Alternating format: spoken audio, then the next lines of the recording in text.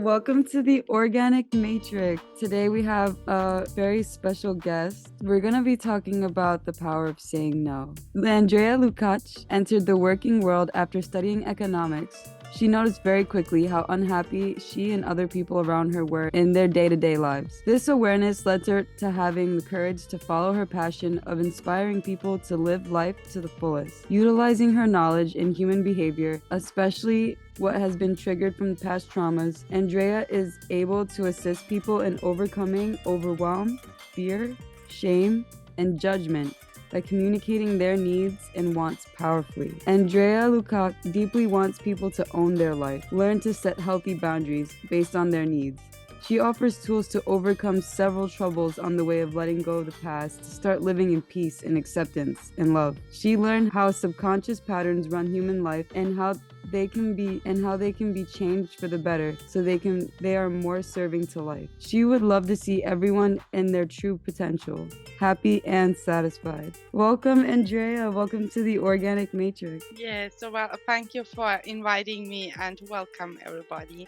Andrea is an NLP trainer, hypnosis coach, and psychological consultant. Andrea, can you tell us what NLP is and how NLP can improve the quality of our lives? It's the short statement for neuro-linguistic programming, and we learn here how humans perceive the world, how we can change our state, and how we can program ourselves towards our goals. That sounds awesome. So how do we program ourselves? How does that work? Yes, so in neuro-linguistic programming, we have certain formats, and we use them, and then it's just after it's programmed and installed within our subconscious mind, it's just we recall it or fire up the neurons, and we are back in the right state we need. How can we use NLP to improve our lives? So by knowing how we perceive the world and that everyone is perceiving their world and seeing through their eyes and lenses, so we come to the understanding that not everyone sees the world through the same eyes, because not everyone had the same experience in the past, not the same biography, nor are they focusing on the same thing. In psychology, I know that sometimes they have different therapists for like different cultures or people who grew up in different regions because the culture is different. And is NLP similar to that, or is it more flexible in the way that an American can use the same program as someone in another country? Or would it be? Because we understand that humans are programmed through cultural aspects, and due to our biography, it's very, on the one side, very individual, but we know that it's for everyone different, so it's built up that everyone can use it. Oh, so NLP is more like custom to the client? Yes, it is totally. I love that. Where do you practice? In Austria here. How is it like practicing in Austria? The same as it would be in another country, because it's very simple to learn, although it's very complex and a lot to learn. But it's like a recipe we use when we cook a meal, so we are using it in coaching manner. What does your day of work look like as an NLP trainer and hypnosis technician? Yeah, so I pick people up from where they are and lead them to where they want to go. So I'm listening very carefully and repeating if I got them right, and then we get started. How can we set healthy boundaries in our relationships using NLP techniques? Be in our power to know what we want and to communicate it clearly, to say no when we mean it, and not saying yes although we mean no, and just to send a clear message, not a mixed one. If my body language and posture and feelings are saying no and my words are saying yes, so we are sending quite a mixed message, which can be quite confusing. So we are speaking clearly. We know our wants, needs, desires, and we are committed to ourselves. we speak out for ourselves when needed. We ask a lot of questions to get it right, so we are good understood and we understand others. So it sounds like, would you say that you're more of like a therapist, or is it like you're a coach in a sense? Yes, a coach, because NLP for me is a coaching format. What are three signs somebody might lack boundaries in their relationships? So if they are people pleasing and if they cannot speak the truth, if they are getting in an overwhelmed state just to make the other person happy. So a few signs is like overwhelm, and if we catch ourselves people pleasing, I could see how that could be very hard for people not to instinctually do coming up, being raised by our parents. Like everybody, I feel like is, if you like your parents, programmed to want to please your mentors and leaders, right?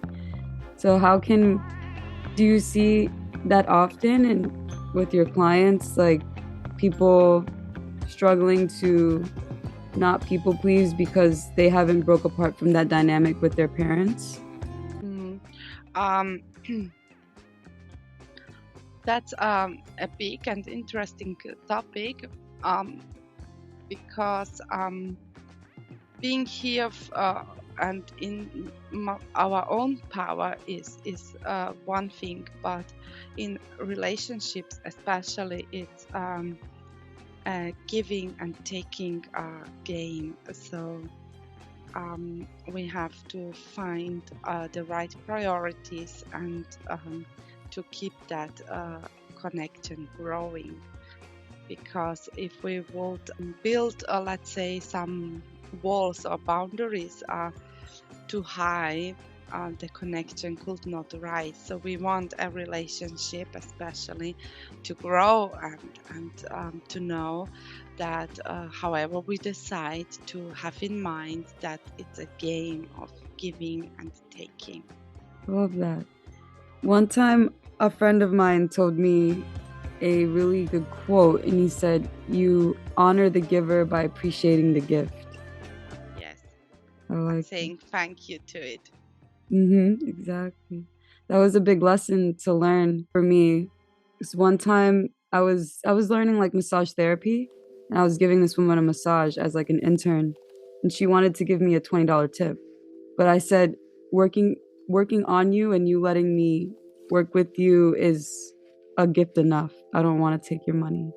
But she was like, "No, take it. You think I can't afford it?" I'm like, "That's not what I'm trying to say." And then my mentor, the therapist that was teaching me massage, he told me that. He's like, "You appreciate the giver by honoring the gift." And I was like able to understand that a lot of the pleasure we get in lives is when we're being generous, right? Like I know sometimes when someone does me a favor, I might feel awkward. Like, how do I show you my gratitude? But when I'm being generous, it's very easy to accept gratitude and it feels really good. So some things which are important is, like you said, this saying thank you by accepting it, to be in the position to ask when it's needed and to say yes, thank you. What are three signs you have healthy relationships? I mean, healthy boundaries in relationships? You're in your power. The relationship is growing. You can speak openly. There is an order. Nothing is disturbing, and you feel great, appreciated, supported. Those are really big things in like how life is right now. Like having support and feeling appreciated, I think that's the core of love. How powerful can the word no be? So if it's communicated appropriately, it can be very, very powerful. So if the voice, our body language, um, are in tune, so it can be very, very powerful. Just and even if the voice is not screaming, but just normally saying no, it can be very, very powerful. Yes. For the people listening, I just want to remind you that saying no is sometimes scary, but it's your right. It's our right to say no if we don't want to be a part of something we don't support, or if we don't want to experience something or be a part of something. It's our right to say no, and it's our power. So if you're in a situation where you want to say no, but you're holding your tongue, I would say let it go. How can we bring more clarity into a situation? By having a greater look on what really is, which I want to say is how am I feeling in a situation? How am I thinking? How am I acting? How am I behaving? But when communicating to others what was really said, because Mm, oftentimes we tend to interpret some things and say, oh, I know that, which could be very dangerous words, because we are not we stop to listen further, and we think we know it, although we haven't heard the whole message. And there are often some not full messages, and to ask questions so we really can understand it clearly. I don't want to be disrespectful, but I do want to say, like, there's this funny saying that says, "Don't assume, or you make an ass out of you and me." Have you heard that saying before? No, I haven't heard it. So it's funny because assume is spelt in the way that's like you can make an ass out of you or me, because it's like URME at the end. And I like that because it's so true. It's because it's like when we assume and we interpret things, we can exaggerate it. And I feel like we often do that. And I think it's because life is kind of a routine, and sometimes maybe we want more excitement. So we invite a little bit of drama and we over exaggerate things. And so it's like when we assume that we know where somebody's intention is, we make an ass out of ourselves, because when we get corrected, we're like, oops. And then we make an ass out of the other person because we don't even intend it, but we might be ruining someone else's reputation. And now, Yes, but where does this come from? So everyone had mm, different experiences, is on a different knowledge level. We didn't grow up in the same environment. We're not uh, mm, in touch with the same teachers, so our opinions are totally different. So, and what our mind is doing is comparing to situations we have lived out in the past, and therefore it's quite dangerous, because what's true for us must not be true for the other person. I think that's such a complex thing, truth about being a human being. Is it so true? Like in some countries, like looking someone in the eyes while you speak is respectful. In other countries, looking someone in the eyes while you speak is challenging. It's not, is disrespectful.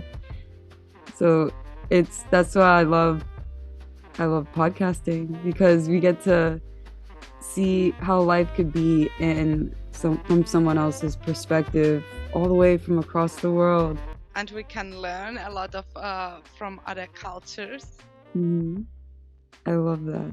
How can we program ourselves to be less critical of ourselves or those around us? Yes, when we are critical, we um, um, compare also to the past, Mhm. and to make if the inner critic is one part within ourselves, we have a self-care part, or a stronger part, a more positive part as well.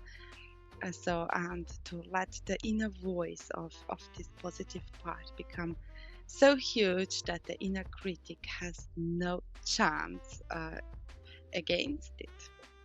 And in the experiences, we can recall positive experiences where we did it. If the inner voice is telling us that we can't do that, we can recall past memories where we did it and go into that feeling back again, and then searching for a lot of reference experiences we already had, and to bring in awareness what we have already accomplished. And it's huge if we have a notice of it, because sometimes we just forget about it. That ties into like what we were talking about with like assuming too. Like we have to strengthen, I love that we have to strengthen the healthy voice, like our higher self. And like there's no way to really defeat the critic, right? We can say thank you for sharing Yeah. and stop it and direct the thoughts in the proper direction we want them to go. Yeah, because one thing that I would mistake in my past was I was thinking there would be an absence of the critic. But I realized that it's about like learning how to live with the critic and then not letting it take control of my impulses. Like let it be like, okay, well you're crying in the corner over there. That's your corner. You can stay there. I'm not crossing that line. But but is that the same as when we're criticizing others? Because another thing I see myself struggling with personally, and I'm sure other people struggle with as well, is sometimes it could be an impulse out of an insecurity that we might look at someone and like criticize them. How can we build healthy habits to avoid giving power to those insecurities and that disharmonious frame of thought? To know our needs and desires and to fulfill them for ourselves, to take 100 responsibilities for ourselves. So we don't have to take the responsibility over for other person. It's their job to know what my job is and what another person's job is, and to not mix it up. I recently had an interview with a coach. His name is Ron Reach, and he said when we experience a situation, it hits our limbic system, and then after a while, it goes cerebral. But while it's bouncing around the limbic system, we're like all emotionally like charged, like we're feeling everything. And then when we're cerebral, we could process it. Is is it fair to say that while we're learning how to build habits to manage our self-critic, that waves of emotion is completely normal? So we learn it when it comes, and then we can stop it, and we can react in a proper way, so we are not driven by it Mm-hmm. anymore. What do you personally do to get grounded after feeling overwhelmed? The overwhelm, I believe, for me disappeared when I knew my priorities and I planned the day and I kept in a continuous way. So the overwhelm disappeared. And in this emotional arena, when we take notice to our emotions and we deal with them when the time is right, we are not likely to get overwhelmed because we are in control. So the more we build that self-discipline and control, the less likely we feel like we're tipping over the cup. I like We that. take 100 responsibility for ourselves, and so we see that we are responsible for ourselves and how we feel and how we think, and not for the other person. Mhm. I gotta focus on that. Sometimes it's easy to just have an opinion and then cast it out. And then like now you're emotionally connected to somebody else. And that's where it gets difficult. But I like that you mentioned having a schedule, having an intention. And I feel like the more intention we have for our days, the more rewarded we feel, and yeah, like stable too, because I personally have anxiety and I schedule everything. And I like it when it goes according to my schedule because I feel like I got things done. And hopefully you celebrate all of the points of your schedule when you reach them. Absolutely. I'm always celebrating, whether it's a cup of coffee or some music. How can we learn how to trust again after trauma? So I believe by building up the self-confidence within ourselves. So monitoring of how we feel and how we do, and progressing in little steps by expanding the trust back in ourselves, to understand that it was a past situation, to see that there might be some resources we didn't have available at that time, but now we are taking care of ourselves, and we take 100 responsibility, and so step by step we rebuild the confidence back in ourselves. And an important step is to let the past go. It's here that we can learn from it, to act differently in future, but not holding on to something which is not serving us anymore. Mhm. I think that's an important lesson, to actually let things go. I feel like that's the only way we can really heal, is to be able to look at it and understand it. But I love what you said about that we're more equipped now, because that's absolutely true. Like, no matter what a situation is, after the situation we have knowledge and experience that we didn't have before. And I love that you're encouraging us to make peace and have confidence in the new strength that we develop as we learn and as we overcome these obstacles. And I believe that each of these obstacles makes us a piece of stronger. Hmm. Yeah, and wiser, more empathetic for somebody who might be going through something we can relate to and empathize with. Yeah. Why is it that self-care is so important in life? So if we want to be here for others, we um, have to take care for ourselves. Because when we are in our power and self-care, we are more likely to take care of others as well. And we are not serving anyone if we get exhausted, overwhelmed, drained.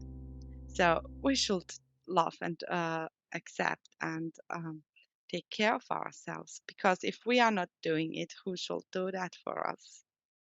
That's so true. And if we don't do it for ourselves, then, like you said, like, how can we do it for others, right? It's like an infinity sign. It, and like you said earlier with relationships, like, it's a give and take, right? Yes.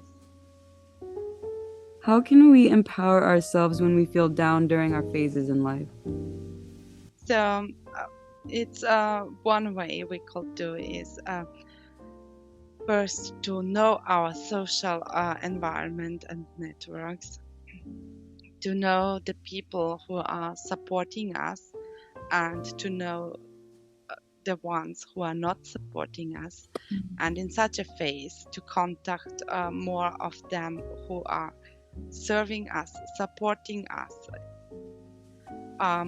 We can recall past memories where we felt very secure, and to get back into that feeling, and maybe we can see the difference. Uh, how was it when I felt secure? How is it when I'm not secure? And then um, paying attention to the difference and aligning it so we can feel secure. Because mostly it's just a scenario within our mind. There might be situations which could be very dangerous, uh, but then we have since a look in the reality. What do I see now? What can I hear now? What do I feel now? What do I think now? And mostly we find out that we are not in an unsecure place, but we just feel or think that we are. When you mentioned that, it made me think about times where I'm like cranky because I'm hungry or thirsty. Because I realized that having when we get upset, it's really healthy to like pause and reflect and be like, did this person really bother me, or am I already annoyed because I need something that I might not be fulfilling for myself. And I think you mentioned that earlier as well, that it's like when we're faced with these oppositions, we have to pause and reflect and say, are my needs met? What's not being met? Yes, to stop it. Yeah. Because we humans are creatures of habit, and oftentimes we act out of habit. And if we stop, we can have a greater look on it, and then that's where change is possible. Because oftentimes we don't even recognize our behavior in going through life. It makes sense now why they call it an awakening. Because I feel like we're like moving around, we're like reacting, and then a light goes off and we're like, wait, what am I doing? Is this who I want to be? Why is it essential to know yourself? So if we know ourselves, we know how we think, how we feel, how we act, and we are clear about where we are going and what we need in a situation.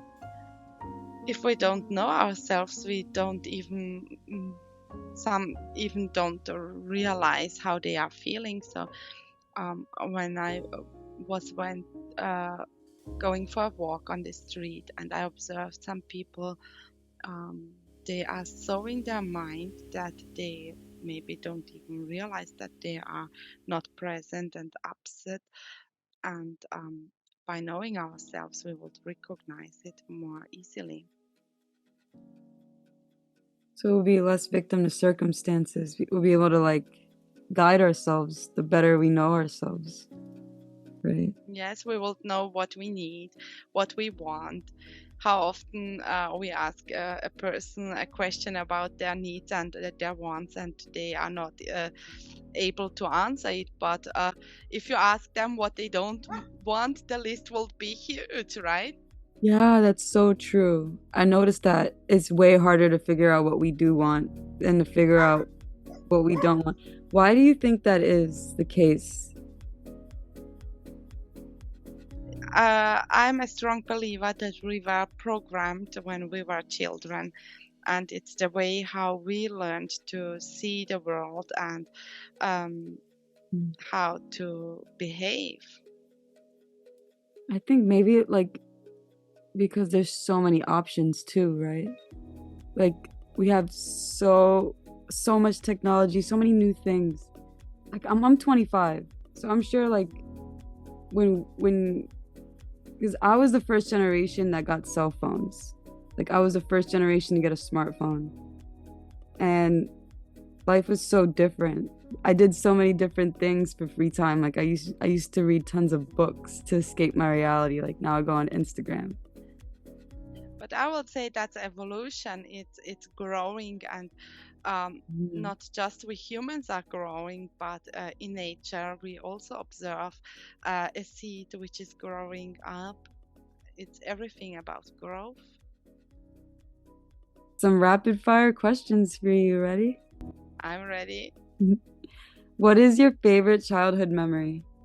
So I love to remember the time I spent with my grandmother. So it was so lovely. What was it like to be with the times you had with her? She took me everywhere she went. So I was observing the older generations, how they are thinking and speaking. So there were great lessons in there. So I really love them. That's lovely. So did you always like observing those around you and learning from their behaviors? I did it from a very early stage. And at a point I stopped it. I don't know. And then I picked up back that observing, because it's teaching us a lot of lessons. Yeah. If you can go back and give your 18-year-old self one piece of advice, what would it be? So be clear about what you want and follow with passion and courage your way. You don't have to be afraid of anything. I love that advice. What kind of qualities do you look for in a friend? So in a friend, I want to trust the other person. I want it to be a warm-hearted connection where giving and taking is balanced, and we support each other. That sounds like my best friend. I love that. So Andrea, can you tell us a little bit about your program and how you support your clients, and how does your program look like? Yes, so mm, I'm mostly working in coaching, so it's very individual. I take the person from where they are, or we have a look on the emotions, how we can change the state, how we can decide quicker, and everything which is needed to on resources a person needs to get to where they want to go. So we are working on that very quick and fast. And if we are open enough and we want to change, we know what we want, so change is very quickly possible. So we don't need years to discover that. I love that. The more we know ourselves, right? The quicker Yes. we change. Where can our audience find you if they want to work with you? So if someone wants to work with me, I'm available via email andrealukac.coaching@gmail.com. And it's just upon you to take the first step and get into action and write an email. Matrix members, I'll be putting her links and her email in the description below so you won't miss out on anything. Andrea, thank you so much.